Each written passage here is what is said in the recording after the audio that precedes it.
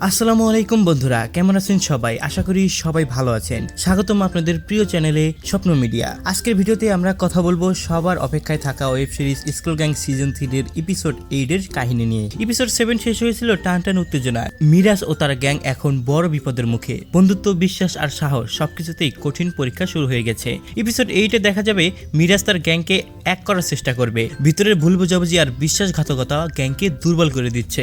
এই পর্বে নতুন এক শত্রুর আবির্ভাব হতে পারে, যে শুধু গ্যাং নয়, পুরো স্কুলের পরিবেশটাই বদলে দিতে চায়। আর এখানেই মিরাজকে নিতে হবে জীবনের সবচেয়ে বড় কঠিন সিদ্ধান্ত।